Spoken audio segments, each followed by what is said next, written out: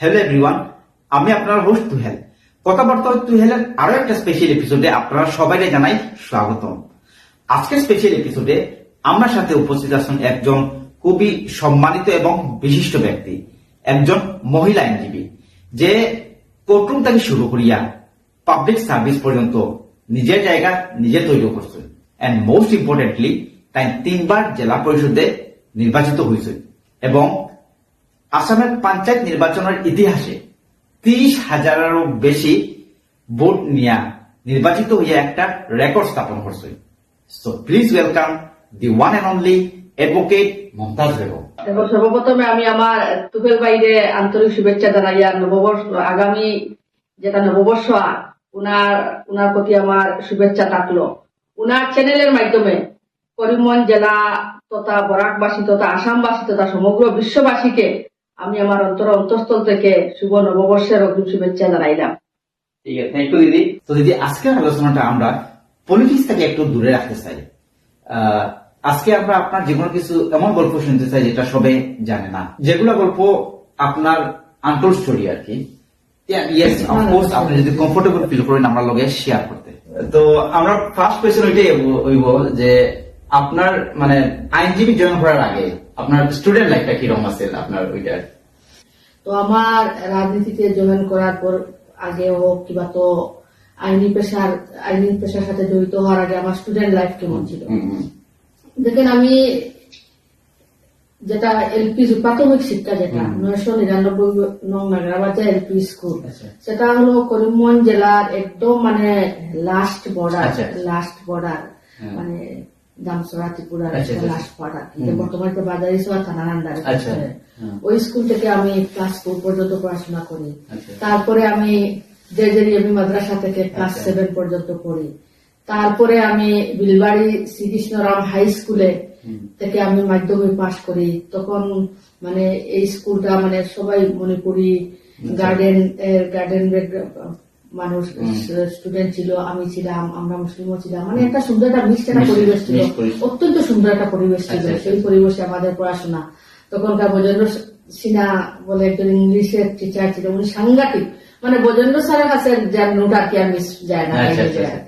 তখন প্রদীপ স্যার ছিলেন, Nizam sir BSc teacher, ওনারা আমাকে যথেষ্ট আদর করতেন। মানে ক্লাসের শেষে ওনারা এক্সট্রা ক্লাস দিতেন। তো সেই হিসাবে আমি সেখানে যত সুন্দর একটা পরিবেশে যথেষ্ট মানে সহযোগিতা পেয়ে আমি মাধ্যমিক পাশ করি।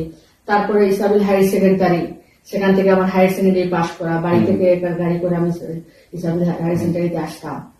তো এখান থেকে আমি হায়ার সেকেন্ডারি পাশ করলাম। তারপরে রবীন্দ্র সদন গার্লস কলেজে আমি মানে গ্রাজুয়েশন নেই, সেখানে আমি হোস্টেলে থেকে পড়াশোনা করেছি। সুন্দর একটা পরিবেশ ছিল হোস্টেলে, আজকের দিনেও সেই পরিবেশটা আছে।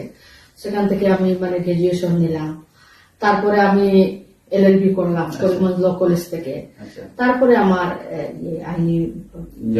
আইন পেশায় আইনি পেশায় দিদি যখন জয়েন করছেন আর কি, তো বিইং এন উমেন আর স্পেশালি ফ্রম মুসলিম ব্যাকগ্রাউন্ড, ওইটা যেটা আমরা সবাই জানি যে মুসলিম ব্যাকগ্রাউন্ড একজন উমেন আর আইনজীবী জয়েন করছেন, ওইটা কোনো চ্যালেঞ্জেস ফেস করতে লাগছে না আপনার? না, চ্যালেঞ্জেস বলতে আমি যেটা পরিবেশ যেটা মানে পেয়েছি পড়াশোনার ক্ষেত্রে হোক কিংবা তখন মানে পরিবেশটা মানে একদম মানে আন্তরিকতার একটা পরিবেশ ছিল। আমাকে সব কমিউনিটি মানুষের সাপোর্ট করতো, মুসলিম হোক নন মুসলিম হোক কিংবা তো মণিপুরী সম্প্রদায় হোক, সবাই মিলিয়ে আমাকে যথেষ্ট সাহায্য সহযোগিতা করে। আমার আজকের দিনে আপনারা ক্লায়েন্ট দেখবেন মানে সব মিলাইয়ে সব কমিউনিটির মানুষ আমার কাছে আসে, একটা বিশ্বাস আছে বলে। তো তেমন কোনো মানে চ্যালেঞ্জের সম্মুখীন হয়নি। তাছাড়া এই যে চ্যালেঞ্জ সম্মুখীন না হওয়ার আরেকটা কারণ আছে, আমি আমার মানে শ্বশুর বাড়ি থেকে সাংঘাতিক একটা সাপোর্ট পেয়েছি। আমার স্বামী একজন স্পোর্টসম্যান, উনি স্টেটও খেলেছেন, ডিস্ট্রিক্টের বিভিন্ন ক্লাবে ওনার মেম্বারশিপ ছিল, শিলচর তারাপুর ক্লাবেরও তিনি মেম্বার ছিলেন। তো উনি যে স্পোর্টসম্যান ফ্যামিলি, যেটা স্পোর্টসম্যান ফিলিজ যেটা ওনার মনে আছে, তো এই একটা বাড়তি সুবিধা ছিল আমার জন্য। তো ওনার পরিবারের মানুষরাই এমন, ওনারা আমাকে মেয়ের মতো করে, আপনি জানলে খুশি হবেন, আমার এলএলবিটা বিয়ের পরে নেওয়া। তো আমি তেমন কোনো অসুবিধার সম্মুখীন আমি হইনি।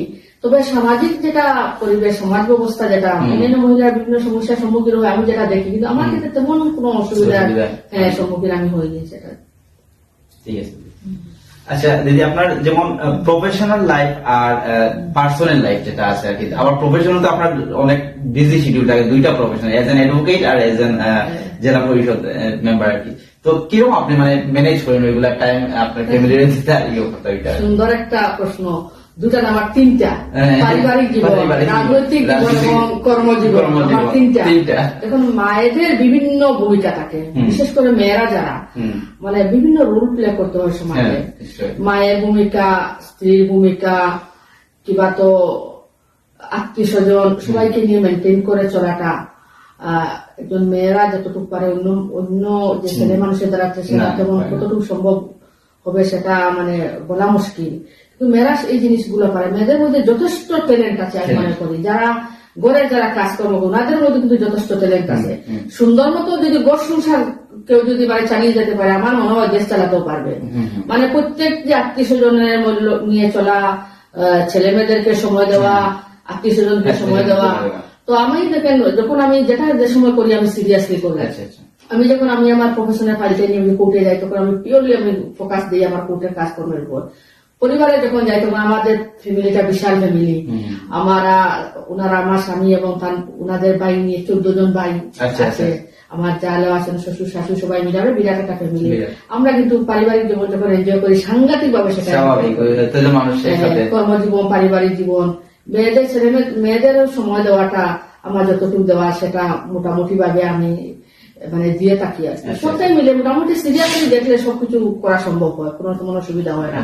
তবে পরিবারের মানুষের কোঅপারেশনের প্রয়োজন, ওনারাও কোঅপারেশন করেন, মানে একে অন্যেও নিয়ে আমরা সমান সুন্দরভাবে চলি। আচ্ছা আচ্ছা আচ্ছা, ঠিক আছে, থ্যাংক ইউ দিদি। আর একটা মানে ইয়ং জেনারেশন যারা আছে, যারা আইদার অ্যাডভোকেট প্রফেশন নিয়ে হোক বা অন্য ক্যারিয়ার নিয়ে হোক, আপনার একটা মানে সিম্পল আর পাওয়ারফুল অ্যাডভাইস হিসাবে কি মানে দিতে চাই দিবা আপনি?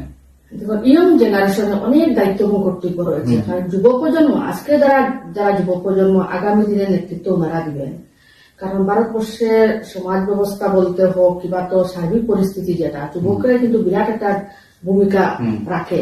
কারণ আজকের দিনে যারা যুবক, কেউ অ্যাডমিনিস্ট্রেটিভ লাইনের দিকে যাবে, কেউ জুডিশিয়ারিতে যাবে, কেউ হয়তো বা রাজনীতিতে যাবে। তো ওনারা যদি মানে প্রত্যেকটা মানে ডিপার্টমেন্টে কিন্তু আগামী দিন ওনাদের উপর নির্ভর করছে। তো আজকের দিনে মানে অত্যন্ত দুঃখের সাথে বলতে হয়, মানে যুব প্রজন্মর মানে মনের মধ্যে একটা ধারণা, আই হেট পলিটিক্স। ওনারা কিন্তু রাজনীতিকে মানে মানে স্বাভাবিকভাবে মেনে নিতে পারে না, মানে রাজনীতি দূরে সরতে চায়। তো আমি ওনাদেরকে বলবো, রাজনীতি তো আগ্রহ দেখানোর প্রয়োজন ওনাদের। কারণ যারা আজকের দিনে যুবক যারা আছে, ওনারা যদি রাজনীতি, কেউ হয়তো আগামীতে পার্লামেন্টে যাবে, অ্যাসেম্বলিতে যাবে, ওনারা যদি আগ্রহ না দেখায়, এই জায়গাগুলো দখল না করে, সুন্দর মতো ল মেকিং না করে, তাহলে দেশটা কিভাবে চলবে, বাকি ডিপার্টমেন্ট গুলো কিভাবে চলবে? এই বিষয়ে মানে যুব প্রজন্মের সিরিয়াসলি বিষয়টাকে নেওয়া দরকার। রাজনীতিতে ওনারা আগ্রহ দেখানো দরকার, রাজনীতিতে আসা দরকার। তো আমি অনুরোধ করবো, রাজনীতিতে আসো, যে ডিপার্টমেন্টে আসো, যেদিকেই যাও, সিরিয়াসলি বিষয়টাকে নিয়ে যাতে আগামী দিনে যাতে সুন্দর একটা পরিবেশ তৈরি করে দেশের নেতৃত্ব দিতে পারো, সেই হিসাবে দায়িত্ব নিতে হবে যুব প্রজন্মের। ঠিক আছে, থ্যাংক ইউ দিদি। এখন আমরা একটা র্যাপিড ফায়ার কুইজ চয়েসেস একটা খেলবো আর কি। দুইটা অপশন থাকবে, একটা যদি আপনি যেটা ফেভারিট, যেটা আপনার মোস্ট ইউ আর ওইটা কইবা। তো টি অর কফি? আমি টি পছন্দ করি। Tea. Long meeting or short discussion? না, short discussion. Short discussion. Listening or speaking? লিসেনিংটা বেশি পছন্দ করি। আচ্ছা, কি বলবো? Law on paper or law in real life? Law in real life. Law in real life. আচ্ছা, আরেকটা, long term solution or immediate action? না, লং টাইম সলিউশনটা। ওইটা বেশি। Simple life or busy life? Busy life. Busy life. Listening before deciding or observing before deciding? মানে শুনে সিদ্ধান্ত নেওয়া না দেখে সিদ্ধান্ত নেওয়া? না, এটা দেখে অবজার্ভ করে সিদ্ধান্ত নেওয়া।